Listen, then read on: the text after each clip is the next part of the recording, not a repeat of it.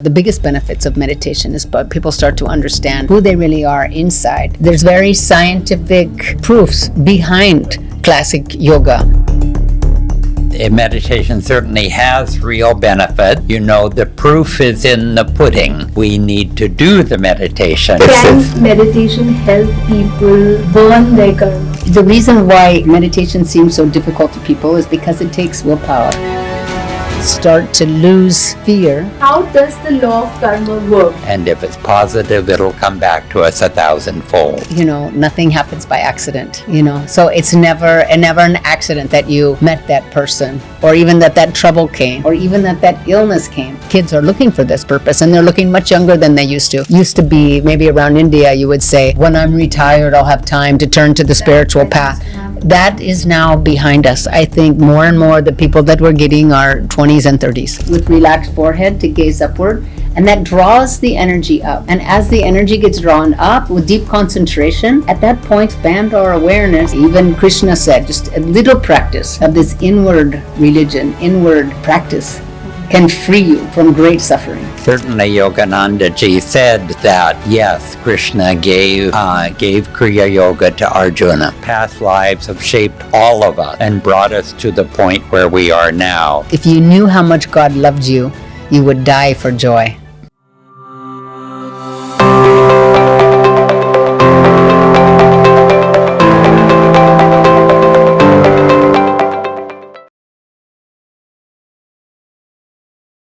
Hello and welcome to TDM Manthan, and today we have very special guests. They are the spiritual directors of Ananda Sangha, which was founded by Swami Kriyananda, who was the direct disciple of Paramhansa Yogananda. We all know Paramhansa Yogananda more by the Autobiography of a Yogi, his own autobiography that has enlightened a lot of souls, millions I would say. And so it's only more than a privilege that, we have both Nayaswamis Keshava and Daya with us. And we are going to talk about a lot of stuff on meditation. It's not just meditation, it's about Kriya Yoga and what you can do to make your lives simpler, happier, also healthier and lighter. So let's welcome Nayaswamis Keshava and Daya to our show. Right. I'm so glad to have you, so grateful. So grateful to be here. I have to thank you because I have to tell everyone you're my teachers, and it's been like how many years? 13 years, I guess. 13 years since I came to you, and now we're sitting here like this. Yes. Well, that says a lot also to your dedication. Thank you so much, since you were saying that. Yeah. So we'll straight get into the point. So everybody seems to be doing some kind of meditation or wanting to know about it these days. So, does meditation have any real benefits? Can you please tell us that? Meditation certainly has real benefits. Mm-hmm. The proof is in the pudding. We need to do the meditation to receive the benefits. Mm-hmm. And doing it regularly will transform a life. Mm-hmm. I can speak for myself. Mm-hmm. And so tremendous benefits physically, mentally, mm-hmm. spiritually, in all fields, and that's talked about a lot. But the important thing is to practice. So practice is more important. And we've seen thousands of people's lives transform. Mm-hmm. And some people meditating for the last 2-3 years, mm-hmm. some people meditating the last 40 years, mm-hmm. and everybody's life becomes transformed in the sense that they start to lose fear, mm-hmm. and they start to understand more deeply where their fulfillment in life, where their happiness in life mm-hmm. is coming from. And then they start making that area of their life more of a priority, and mm-hmm. they start to understand the purpose of their lives. I think it's one of the biggest benefits of meditation is people start to understand mm-hmm. who they really are inside, because they start mm-hmm. to connect to that inner self, that higher self. And mm-hmm. We could say, obviously we do say the soul, connect with mm-hmm. the soul, and the soul takes birth to have these experiences, and it makes so much more sense of why these experiences are coming to me, why my life is like this, why do these things happen, and you suddenly have a new understanding and perspective of how our life is unfolding exactly as it needs to be for the lessons we're meant to learn in this lifetime. This was the most important bit, to know the whys of life, to know the answers to the whys of life. So that's also a lot into the law of karma, right? Because Master, like Gurudeva, Paramhansa Yogananda always said that you can always change it or, make it better by doing some practice, like even little practice. So how does the law of karma work? If you can explain that to, our viewers. Well, certainly we know the expression that for every action there is an equal and opposite reaction. In a sense, this is the law of karma, that whatever action or energy we put out into the world, sooner or later it's going to come back to us for better or for worse.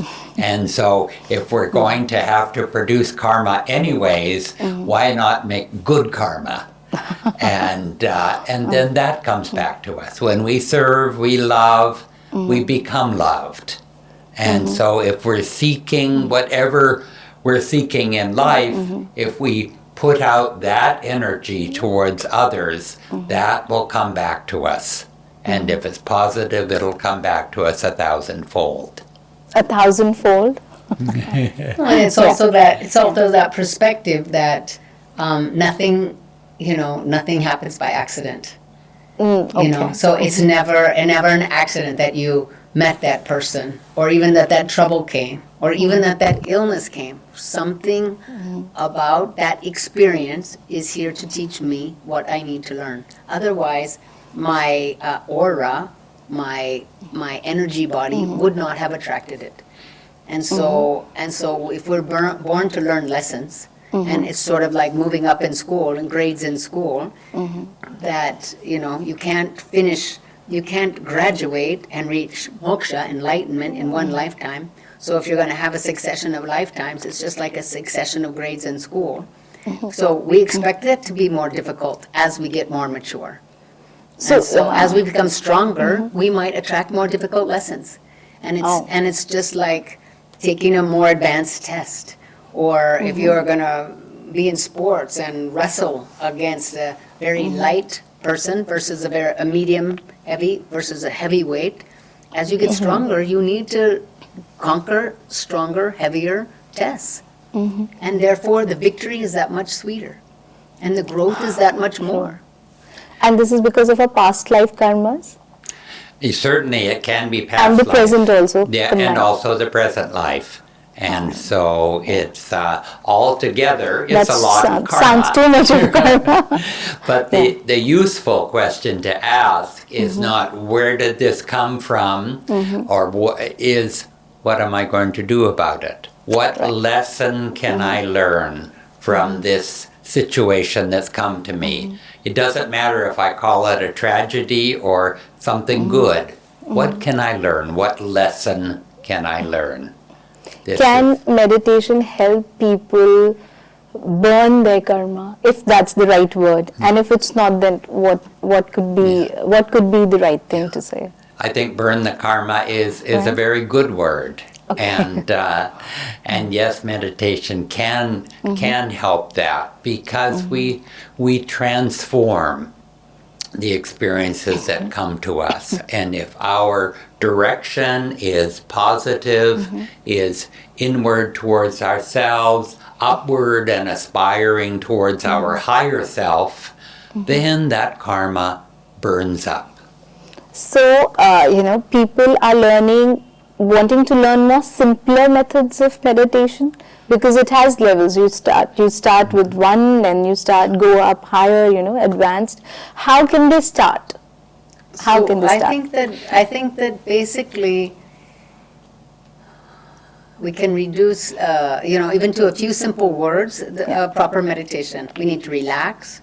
We need to concentrate. And once we're concentrated on something, and what we concentrate on is, of course, the breath. the natural rhythm of the breath. But then also, Yogananda taught us to keep our gaze uplifted, always towards the spiritual eye, which is, not to cross our eyes, but with relaxed forehead to gaze upward.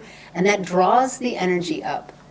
And as the energy gets drawn up with deep concentration, at that point, if we're very, very concentrated here, and then let go of the technique, we can expand our awareness into one of the experiences of the divine, or we say one of the experiences of superconsciousness, which could be peace, calmness, divine light, the sound of Om, unconditional love, these kinds of things. But basically, we're merging with a divine experience.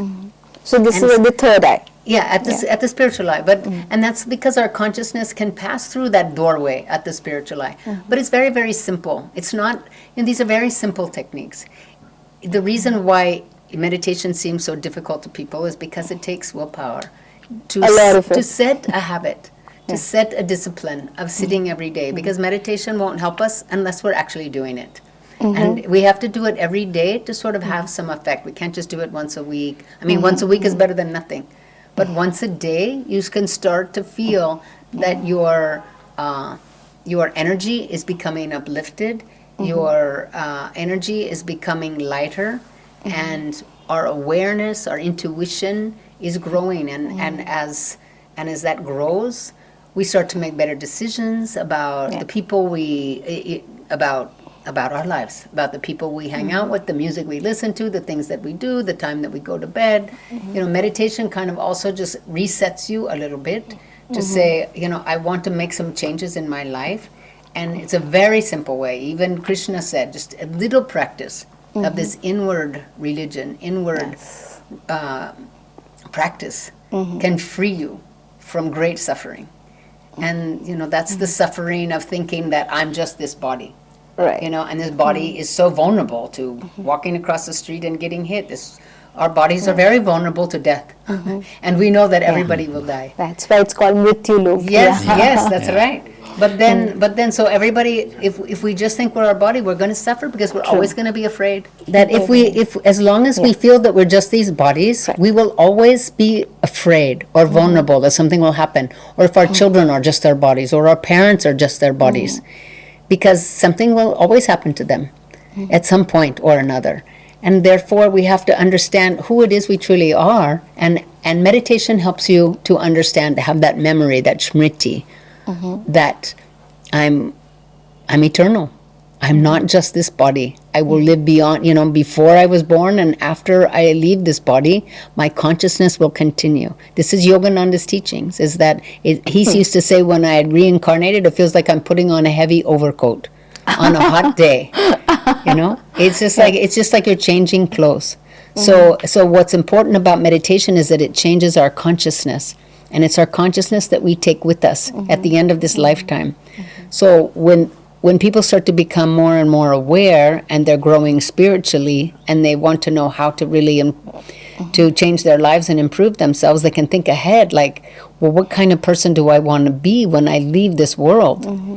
And just work on your consciousness. And like Keshava said, what can I do about it? What things, can I do positive affirmation? Can I do pranayama? Can I do devotional prayer? Can I feel like I'm communing with the divine? All of these things will uplift our consciousness. And the more and more we do that, and that willpower, that willingness, that discipline is like put myself into that vibration more and more, and it becomes who we are. That's how one can cultivate willpower also, like by being at it. Like if you stick to it, it can become a habit, a routine. It should be a routine. Yeah. It has to be. Like you cannot do it one day and not do it for not if you want success in meditation. But after a little while, it becomes like brushing your teeth. If you forget to brush your teeth, you feel like you really want to brush your teeth. Right. And so with meditation, if you skip a meditation, you feel the difference.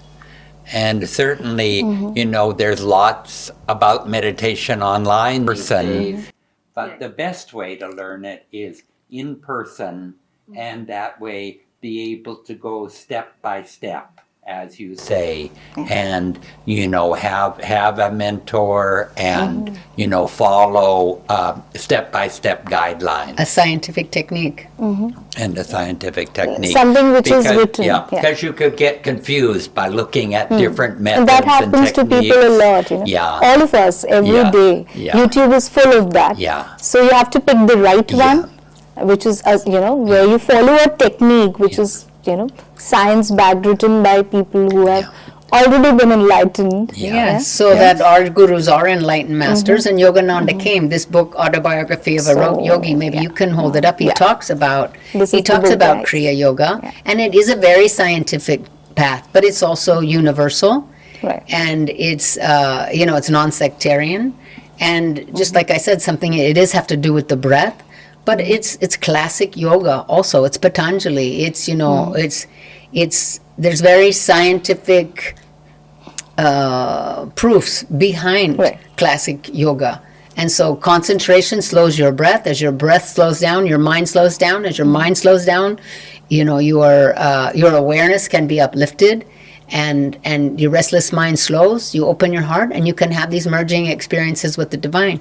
But it is very scientific, but it is not really so easy to learn it on the internet. Or if you do learn it on the internet, or one of these learn Kriya in a weekend, Kriya Yoga in a weekend, you don't have the stamina and the capacity to receive a technique like Kriya Yoga or a diksha like Kriya Yoga from just learning it very quickly. I mean, we happen to teach it. It takes 9 months to a year or so just to go through certain classes. And, the way that Yogananda ji trained people to take Kriya Yoga, that's how we teach it here. So since you spoke about that, I have seen people on YouTube, that they will share the technique on YouTube, and there's just a voice and a black screen, and they're sharing, some of it.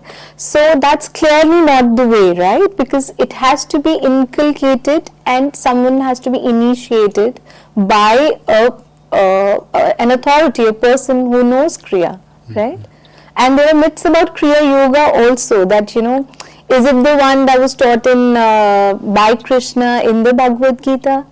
And is it the one some other person is? So can you clarify this bit, and also on the lineage of masters, the gurus who brought Kriya Yoga to Paramhansa Yogananda?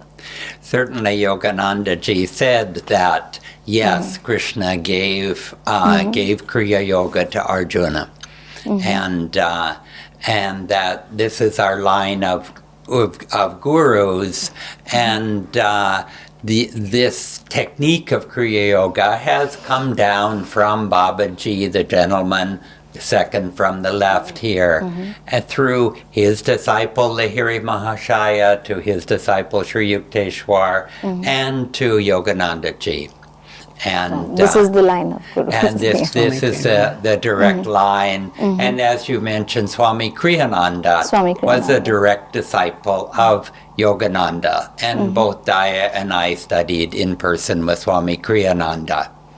That is the best thing that can happen to though not everybody is able to get in touch with a guru, and we'll also come to that, because everybody on the internet and social media is kind of asking, where do I find a guru? How do I find a guru? So I just also wanted to address your previous question about Kriya Yoga receiving it online.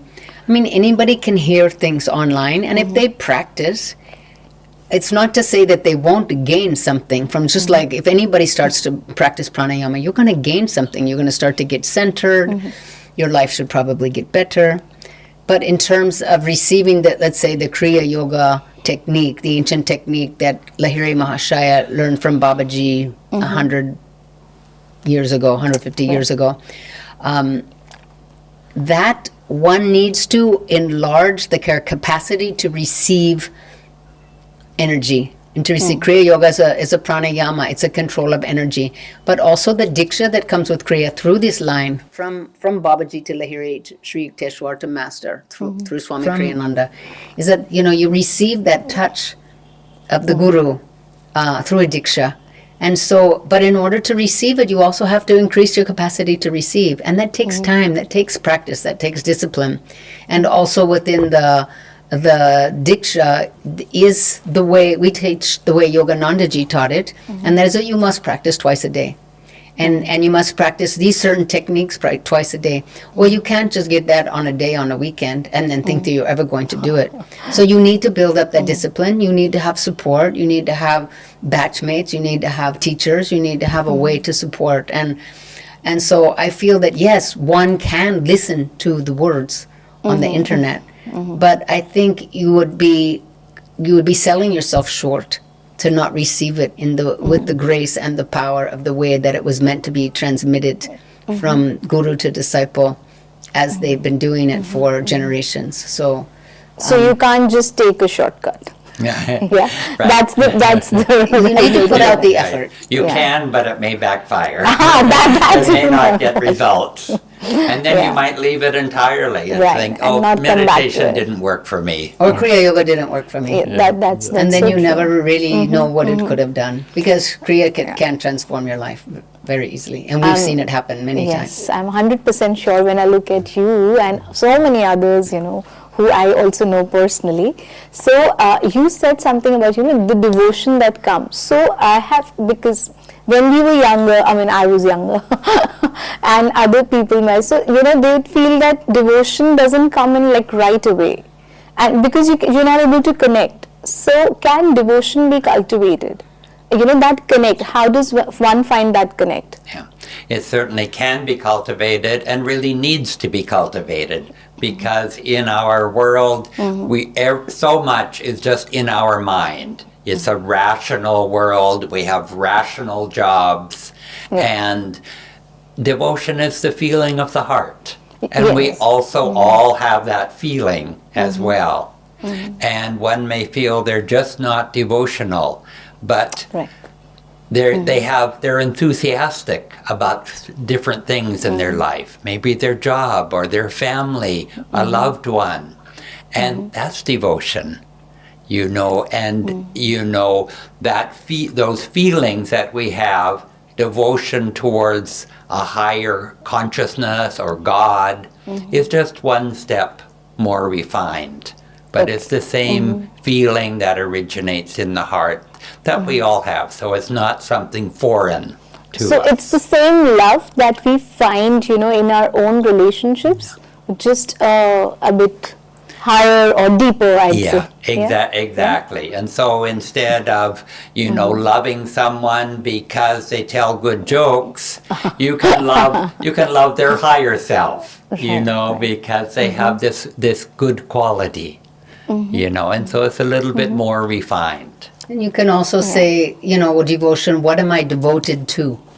Right. What am I devoted to? I'm devoted to self-growth. I'm devoted to overcoming my bad habits. I'm devoted to any practice that will help me become the best version of myself. I'm devoted to practicing these techniques because I can see my life is changing in so many good ways. And so I'm devoted to becoming that kinder, more giving, serviceful, wise, strong person that can help others. And so depending on the things we're devoted to, it will guide us to the lessons, the teachers, the vibration that will help me become what I want to become. And so, for example, if you started meditating with these teachings and suddenly your life started changing so much for the better, you would be filled with gratitude for whoever's teaching you, or for these line of masters that incarnated to teach you. And so suddenly you say, thank you. And, I'm grateful for this. And just all of these feelings start to open your heart. Wow, people are starting to respond to me differently because suddenly I'm becoming a kinder, more patient, loving person. So now, I can, my heart is opening also in this exchange of deeper friendships. So suddenly, and that's just a natural evolving devotion. It's just like the opening of the heart, the open of the heart's natural love. It takes some time to get there, right? Yeah. Sometimes it can happen. It's surprising how fast people's lives change when they start taking classes. Yeah. Because suddenly you're from shifting your vision of my whole world is outside myself. I'm blaming these people for things that happened to me, or I will only find happiness if those people give it to me in the way that I want it, or that I must have this thing, this desire, or I'm so attached to the way things are. So instead of everything outside having to be perfect, or I'm trying to control my world outside, suddenly I'm controlling myself inside and realizing that happiness I'm seeking and that security I'm seeking can only be found inside. And people can catch that pretty quickly, actually. Okay. Just mainly by a shift of attention.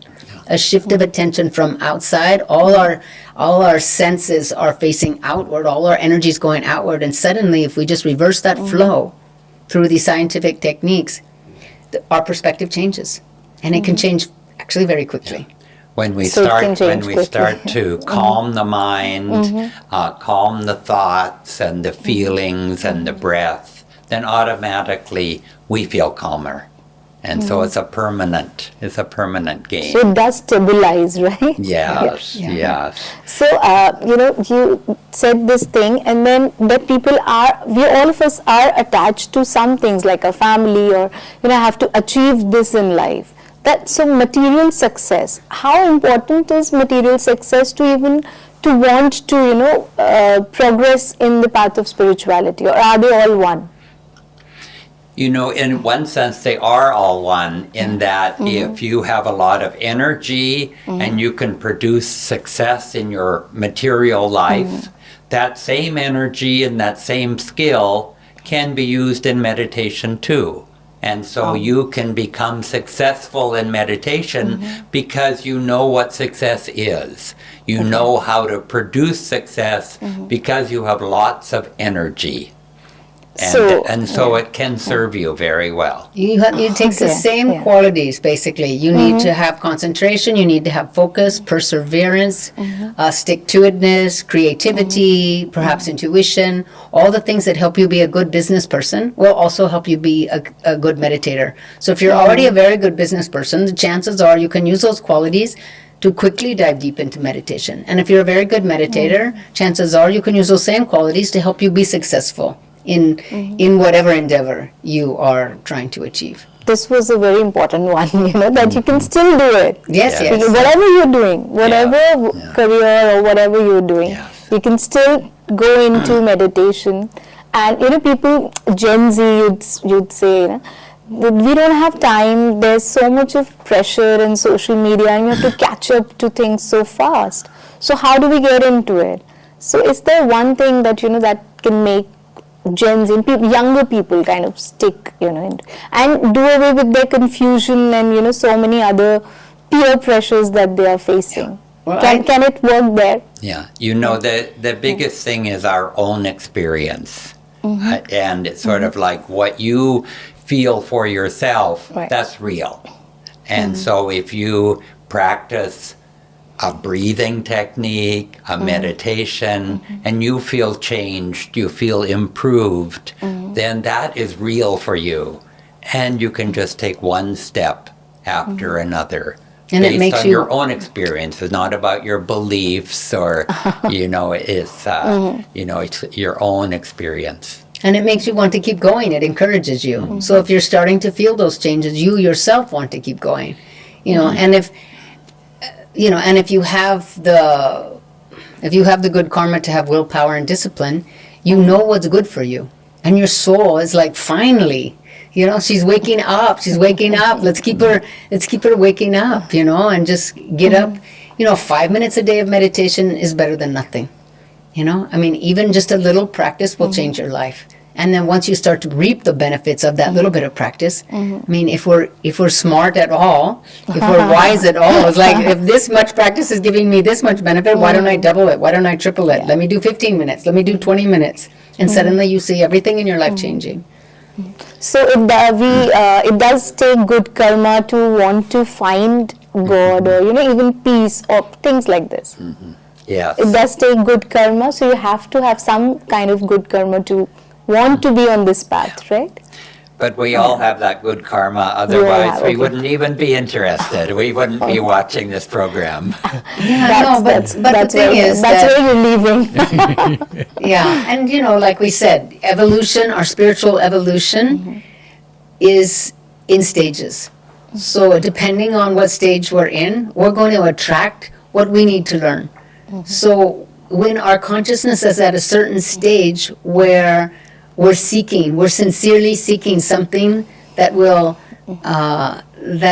help us find a fulfillment that will last a lifetime, or a joy that's not just fleeting, or a true answer to our pain or our sorrow or our anger, or a true answer, then we will attract the answers. We will attract the teacher. And just like you said, people are looking for a guru. Right. There's, of course, this is very common sayings. It's like when the student is ready, the teacher will appear. But when the disciple is ready, the guru will appear. So the disciple means I am ready to be disciplined. I am ready. And it also means I have looked around. I have done my spiritual shopping.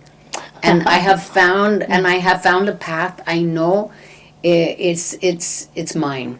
I can feel it in my heart, and I know this will help me. And I know if I'm dedicated to it, that this is really what I need and want in my life for self-transformation. So usually when you get more serious about spiritual growth, then perhaps you attract the guru.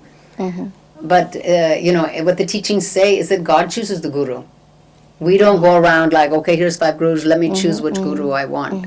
It looks like that, it seems like that. But when the disciple is ready, the guru appears. It's almost like God will put the guru there when the disciple is ready. Meantime, the student is shopping, perhaps spiritual shopping.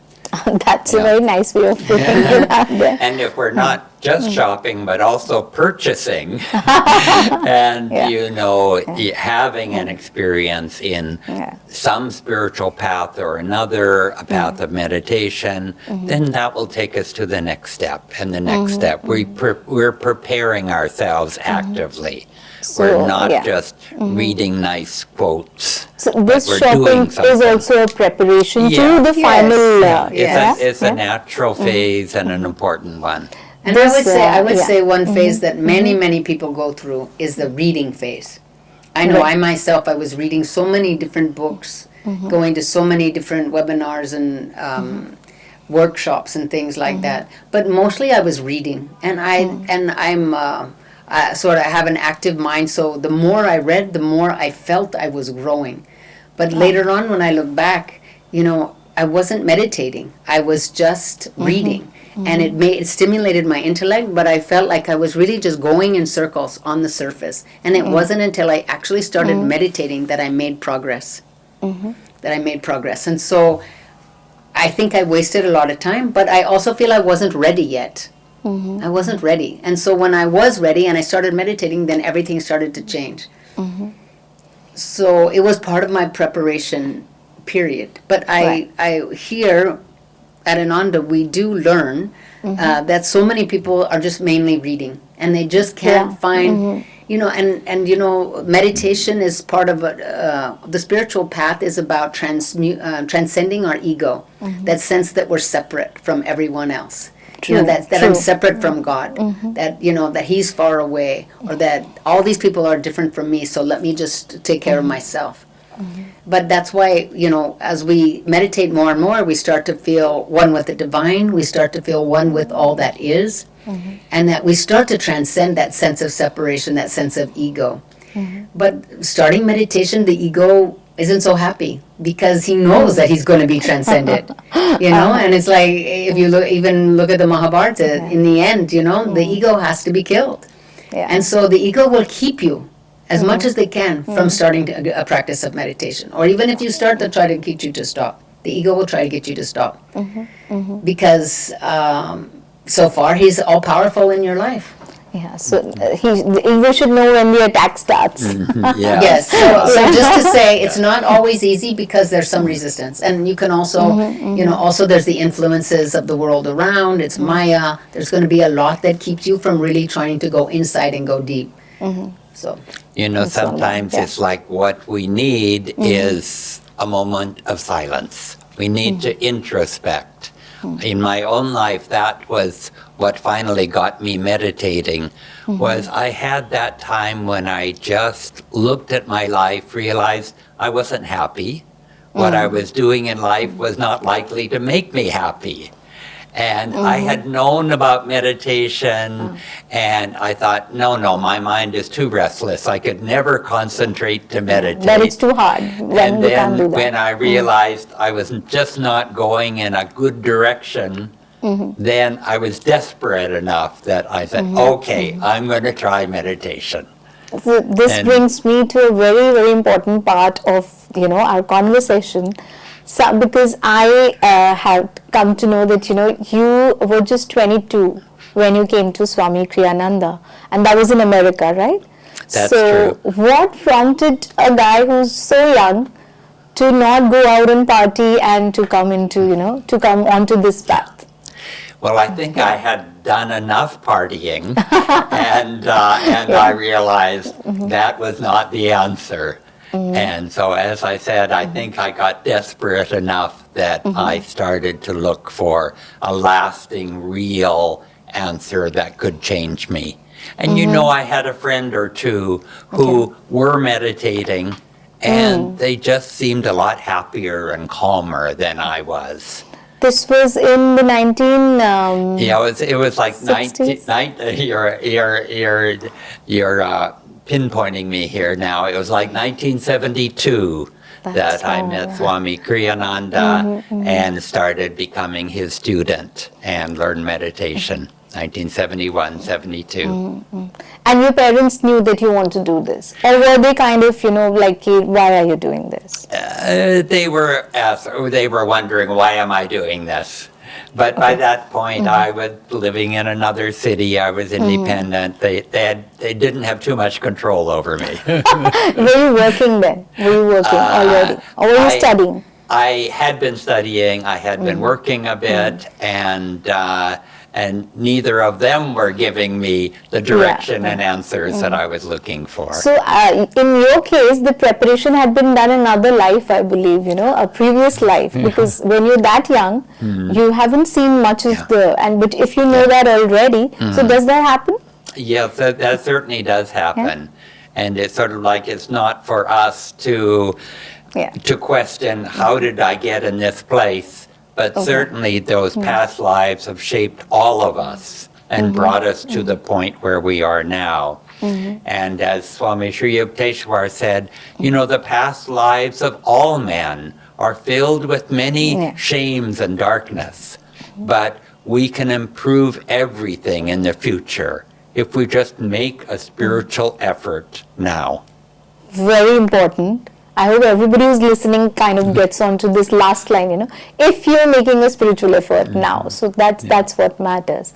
So you came, you were young, and you were accepted by, was there a condition, or you can just, No, how was it in those times? Right. There was no internet then. Right, there was no internet, but it was all in person, and I met Swami Kriyananda.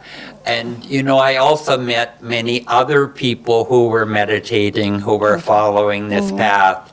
And maybe they had the strongest influence over me. Because they were young and they were young. I thought, they're a lot like me, but they're happier. They're meditating. And if they're doing that, then let me do that also.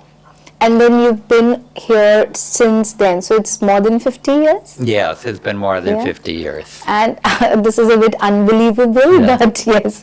So, 50 years, because sometimes people do come, they're very interested, but then they kind of fall out of the path. That also happens, right? Certainly. So what made you sustain on it? What was one feeling, if you can describe it, or something that, held your faith, or whatever we can say about it? Certainly one thing was having friends who, who were meditating and committed, and that helped me a great deal. Also having a teacher and feeling like I had a connection with teachers and my gurus, even though my gurus were no longer in the body. Right. They were not alive, and yet I felt that strong connection. And Yogananda said that after he would die, that for those who think me near, I will be near to them, guiding them just the same way. And it does happen like that. You know, for people, it's very hard to believe. I mean, people who don't know, it's very hard to believe that if you know, a guru is saying that, and it does actually happen. Well, and it's also because consciousness is eternal. You know, and if you're tuning into the consciousness of an enlightened master, it doesn't matter if they're on the other side of the world or they're no longer in the body, but their consciousness you can tune into and you can receive that consciousness. And so actually when we're taking, you know, initiation also, that consciousness is coming into us and helping to transform us, that grace. It's the grace of the Guru, it's the grace of God. But, you know, what Keshava was saying is that it's very, very helpful to sustain momentum on the spiritual path, to be with like-minded souls. And that's where the concept of satsanga, obviously. But, you know, Ananda has these communities around the world and also centers around India. So when you're with like-minded souls, people walking the path, it is very hard to overestimate the influence that just being in the presence of other meditators, other truth seekers are to keep you strong on the path. Just being in the same room makes a huge amount of difference. And, you know, and again, I was saying how meditation starts to help you make better decisions. And it's also that you want to fill your life with those moments that are inspiring, that keep you going. And Yogananda said, if you take care of the moments, then the years will take care of themselves. Actually, he said the incarnations will take care of themselves.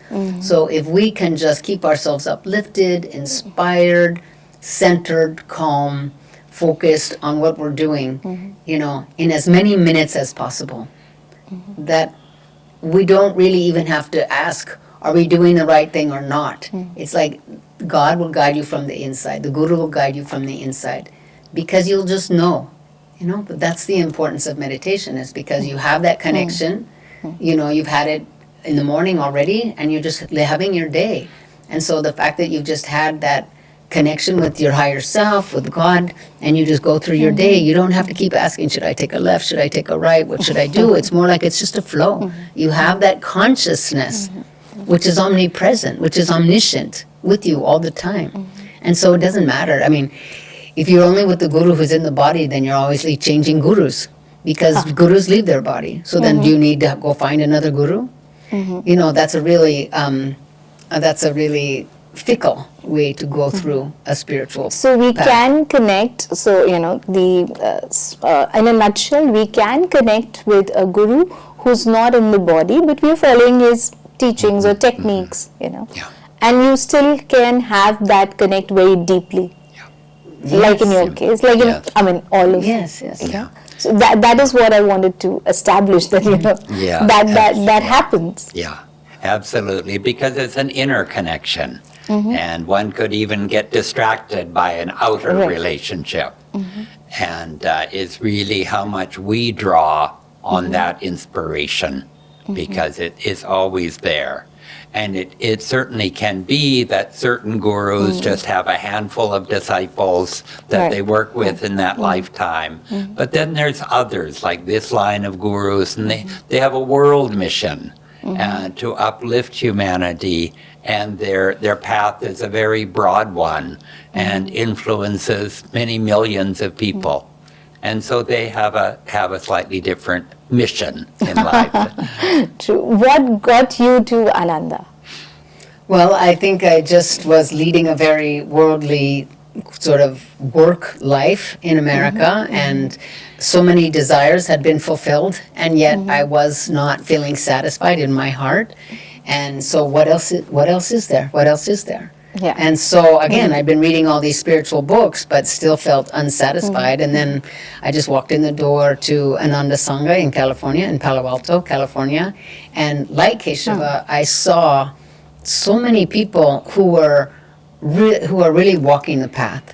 You know, they were walking their talk. They were talking about these ancient yogic teachings, and these Indian gurus. This was in America. These Indian gurus were on the altar, and I was a little confused about it all. But then what happened was that I started to see that each of these people were genuine. They were they were, honest and truthful and kind and giving and loving and joyful, mostly joyful. Yes. They were just peaceful, humble, joyful people. And I could just see, wow, these people are so genuine and so real, and so clearly walking the path. They're working on they're succeeding on their spiritual path because they're so joyful and peaceful. And so I just, despite the fact that I wasn't yet connected with the gurus, I felt connected as a seeker to these souls. And then slowly, I started taking meditation and getting more to know Swami Kriyananda and Paramhansa Yogananda. So slowly. And it just changed my life immediately. I mean, so that's why I was saying earlier, I think it can happen very quickly. And I think it's also, again, when the disciple's ready, the guru will appear. When you're ready, it's time. And even if you're not quite ready, you can walk in that direction and just keep putting your toe in the water. How does it feel? It's a path of self-realization. What is my own experience? Do I want to keep going, or it's not worth it? I'm meditating and I'm not getting anything out of it, so I'll stop. Or I'm going to quit going to this place because I'm not getting anything out of it. It's fine. So it's just your own experience, and everybody should just, make decisions based on their own experience, not necessarily what people are writing or saying on the internet or this or that. True. So wasn't there ever a moment when you thought, okay, I might get bored here, I might not be, maybe it's just the beginning, so I'm kind of liking this and I'll change my mind, something like that? In my life, I had already changed so many things, so many times that I was expecting at one point to leave it because eventually I would grow tired of things. But that's because it was always an outer thing. But here, now my soul is being fed. I'm genuinely changing from the inside. My impatience, my anger, my whatever emotional outbursts I used to have, they were stopping. I was becoming a much kinder, nicer person. And I expected to get bored, but actually you'll just go deeper and deeper if you persevere.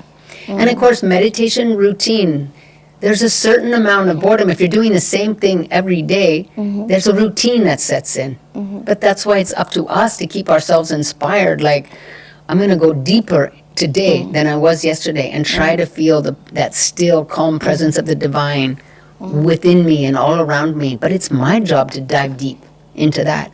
The guru can't do everything for you. He can teach you. He can say, here, this is why we incarnated, to teach you this. But you must do it. And you must bring your whole, body, mind, soul into it. And if we're bored, it's because we're just like probably going subconscious or restless mind and thinking of other things. And that's why, again, we have these techniques, energization, that you keep your energy high, concentration, you keep your concentration deep. If all of those things are in line, you're usually communing with a higher awareness, and it's exciting. It's not boring. It's exciting. It is exciting. Sometimes we feel, okay, it's not working, it's going dry. You feel, okay, I'm not feeling the light, or I'm not feeling, sometimes you feel stuck. So, but if you kind of stick to it, then you come out of it also. Yes, that sticking to it is the key, because it's not, the spiritual path is not necessarily a straight line. Yeah. There's hills and valleys. Yeah. And you will hit some kind of roadblocks, and you then have to know that if this is my path, then you go ahead. To have the faith to continue when things are going easily, when karma hits and they're going more difficultly, to have the faith that I feel in my heart, this is going to give me what I'm seeking. I also wanted to know, when was it when you read the autobiography of your yogi? Interestingly, it was with many people, this is their first contact with the spiritual path, is the autobiography of a yogi. Almost everyone. For me, it was not that way. I picked up a little book by Swami Kriyananda. Okay. And then after a few months, I met him in person. And that was my first connection. And only after some months, when I was committed on this path, a friend said, "Oh, well, if you're going to be on this path, you should read this book." Okay, it came like that. So I was a little backwards. So, which is your favorite story from the autobiography? You know, one of them is certainly when Yogananda met his guru. Right, that is my favorite also. Yeah, it's a wonderful one, and it's like he saw this person at a distance In that lane in Calcutta. that lane in Varanasi. That is Varanasi. And then he was so attracted, but then the mind started to doubt and say, oh no, you're wrong. That's just some sadhu. And so he started to walk away. And then somehow a magnetic force drew him back, and he met his guru. So that meeting was out of the world, I think. Out something otherworldly it was. Yeah. So when did you find the autobiography, and which is your favorite story? I had just traveled through India for 6 months. I was 24 years old, and I returned to California, where I was from. And my grandfather's second wife, my step-grandmother, gave me Autobiography of a Yogi. She gave you that? Yeah, she gave it to me. And I always had a deep spiritual connection with her. And and that's when I read it. And of course, I had just returned from India, so I just loved it. I didn't, though there was some years before I got serious onto the path. I had many years of other karma to still create before I found Ananda. So it took me about 11 years after reading the autobiography before I found Ananda. But and I just wasn't ready, and that's what I'm saying. People need to be ready. I still needed to have all these certain life experiences, and I think had I really gone at that moment, I would have left it. So I'm very happy I didn't find it until later, and then I was ready. I had put these otherworldly experiences behind me. I had a job. I'd made a lot of money, done a lot of traveling, and just relationships, many different things. But then it's also enabled me to say, none of those things outside myself was really giving me the lasting satisfaction I needed. So now I'm seeing, the kind of people that I want to become, and the kind of life that I want to lead. And even though it was still a distance from where I was right then, I could see at the end of the tunnel, like this is what I want to become. And so I had the very, very good karma and the stick-to-itness to stick to it and persevere. And So which is your favorite story? Sometimes people just might relate with the story and want to pick up the book. Yes. Let's see. One of them is that Yogananda was having a very distracted meditation one morning, and his guru called him and said, come. And he said, no, I'm meditating. And the guru said, I know how you're meditating. And so brought him down, and Swami Keshava, Yogananda's guru, touched him on the heart, and he went into an experience of cosmic consciousness that he talks about in this book. He went into Samadhi, right? Yeah, he went in. And he saw a cow behind a wall. Yeah, I remember that line. Yeah, anyway, it's a very good. Everybody should read it. Everybody should read that story. So this is called My Experience in Cosmic Consciousness. Otherworldly kind of a book. Yeah. People don't know, like I and others, we wouldn't know. Does God love us all? Is it true? Does it work like that? It certainly does. And it's like, if we have the attitude to be grateful, we realize so many things that we have to be grateful for. How God is so good and so loving in so many circumstances. And so we need to really just look around with that positive attitude and see how many things I have to be grateful for in this life. And I realize that God is real, and He is looking out for me, and that I need not worry about being taken care of. That if I humbly surrender, give my energy, I will be taken care of in every way. And you need to keep making the effort. Yes, yes, exactly. That's true. Disclaimer. You're right. Not just once. There's a saying of a great saint that says, if you knew how much God loved you, you would die for joy. you know, and we can think about that. Yeah. We can So, really think about that. can you give one of your own examples, through your own spiritual and any experience that made you feel like this? Especially when you were younger, when you did not know so much about, how it all works. Yes, yes. I remember just coming close to the spiritual path, that perhaps I was already meditating, but I hadn't found this path and these teachers, these gurus. And it's like one so-called coincidence after another would happen. Someone who I didn't know at all, heard that I was looking for an ashram, a spiritual community. And he said, oh, just the other day I heard about this Swami Kriyananda, who's a disciple of Yogananda. He just started a community. Maybe you'd be interested. Oh. And so the circumstances would keep happening like that they were too strong to just be by accident.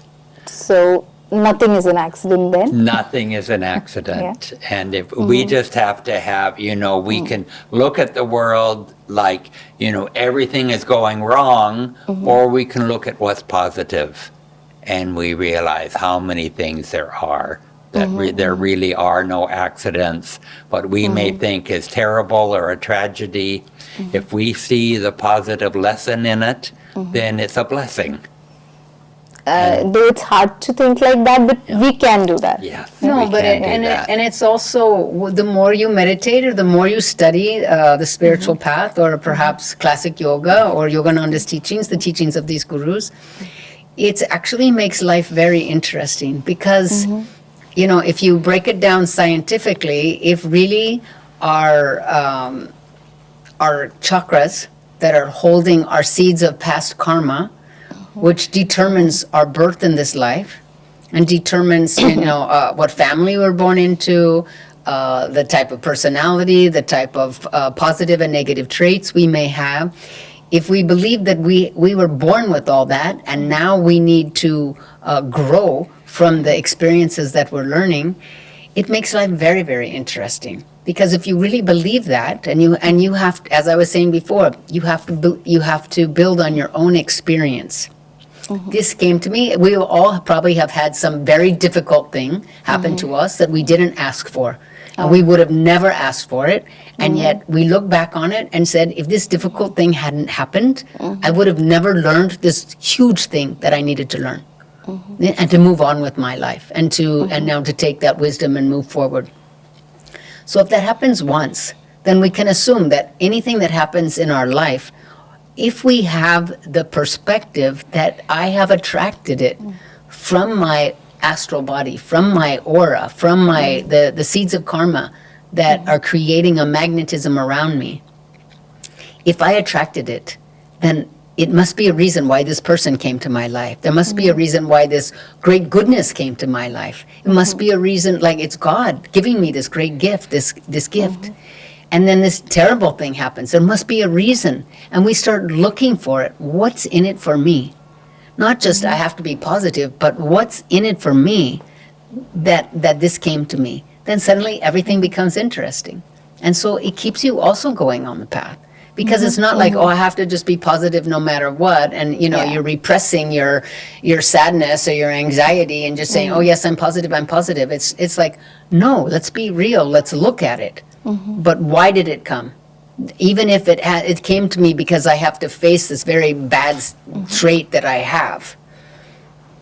And then let me face it and work on it. Because it's also, what can I do about it? So any of the spiritual or any real life experiences that you had, that made you feel loved and that this is the path that I need to. Well, I remember one time, it was early on when I came to this path, came to Ananda, and I was in a very partying situation with my brothers and other friends, and it was Christmas time, and there was a Christmas party at my brother's house, and everybody was having lots of fun, but I knew there was a Christmas concert at the temple, at the Ananda temple that same night, and so I'd started with everybody and just was having the holiday spirit with them.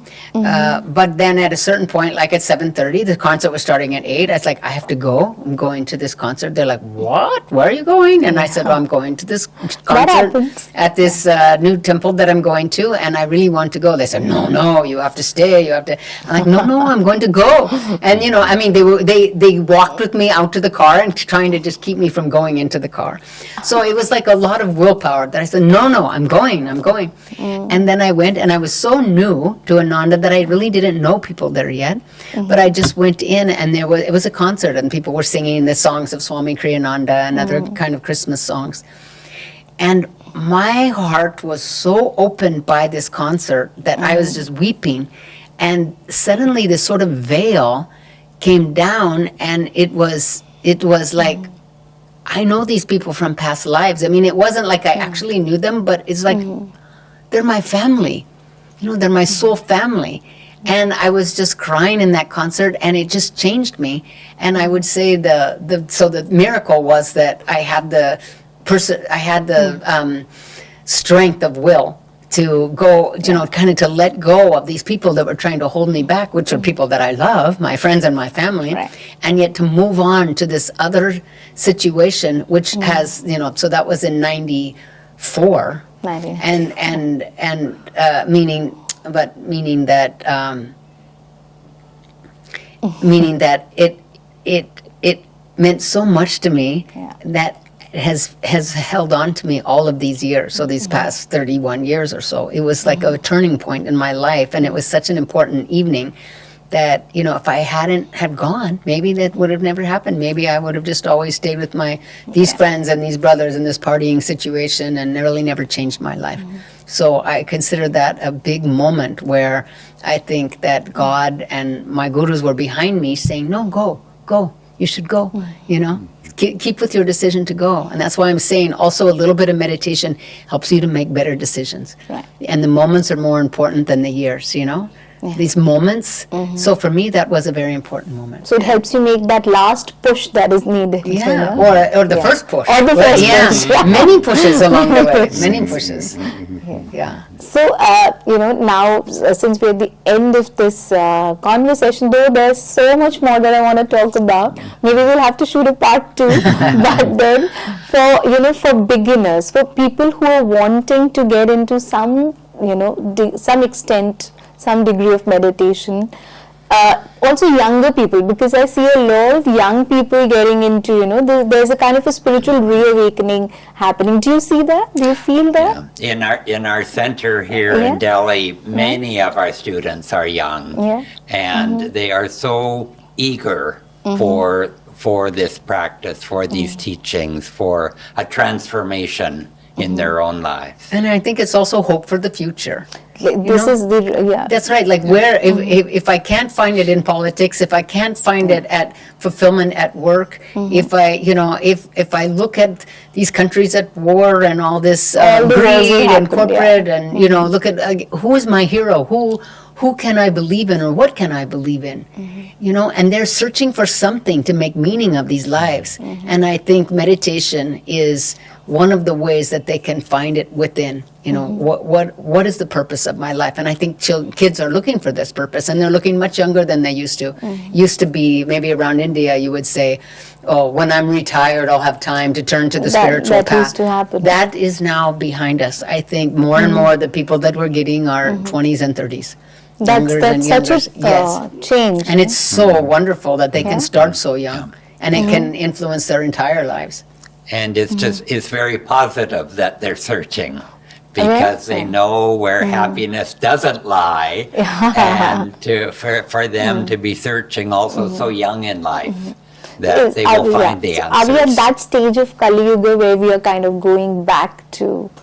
Do you feel that? I mean, does it make sense? It may not seem outwardly to be the case, but we are heading in an upward, more enlightened direction. And you might call it a new age. There's more and more spiritual awakening, not just here, but around the world, in places where it just didn't seem to exist 10, 20, 30 years ago. True. That there's a tremendous upsurge. That's such a relief to know this, from you. And look at the internet, I mean, you can find darkness on the internet and you can find a lot of light. And so, you can find podcasts like this, and you can, I mean, people who are seeking the light, they can find it, and they can learn where to go, or who to listen to, or who to follow. I mean, and again, we're going to be attracted to that level of consciousness where we are. Like attracts like. And so the higher the level of consciousness, the higher the level of teaching that people will be attracted to. Sometimes, again, you might just be spiritually shopping for the very first time what's out there. That phase may be years and years. It took me years and years. But then it's also when you know that you found the right thing, then you also, So, and then you start to practice, and really the confirmation is from inside. It's your own heart. And so I think the kids, they're just becoming wiser quicker, I think. Yeah, they have so many more materials in front of them, and somewhere it can be spiritual indigestion. But if they're sincere, if they're sincere seekers, then God will find them the right teacher. Eventually the guru will come. So sincerity is really the most important thing on the spiritual path. So I think that's the message for anyone who is looking, not just younger, but I think anyone. Yeah. So one message, one piece of advice that you'd also want to give, to people who are seeking, younger, older, whoever. As Daya just said, in different words, when the disciple is ready, the guru, the teaching appears, and our job is to make ourselves ready. How can I prepare myself for the spiritual path, and for knowing myself, and for getting in touch with my real self, my inner reality, and that comes that's within, and it's only our own delving that through do we discover that. And to be true to yourself. Don't worry what other people are thinking about you or saying about you. If they're judging you. Yeah, or if you're wondering what people are thinking about you. What do you genuinely feel? Take time to introspect, write in a journal, understand, where does my true happiness lie? Will this happiness last? What am I afraid of? Am I insecure? So try to understand about your own self, and then once you find a path, don't quit. Just persevere. Do not quit. Patient endurance brings you to victory. It's what a great saint said. That's so important. Yeah. And before we go, please, if you could tell our viewers to watch, like, and subscribe to our channel, TDM Manthan. It's called TDM Manthan. So Manthan means introspecting. Okay, good. So watch, like, and subscribe to TDM Mantra. TDM Manthan. And I agree. So we had a very, very thoughtful kind of a conversation with Nayaswamis Keshava and Daya. Please watch this podcast till the end if you want to know the real message behind, the secrets of meditation and the benefits of meditation in today's age and time. Thank you so much for watching us, and please do like, watch, share, and subscribe to TDM Manthan. Thank you.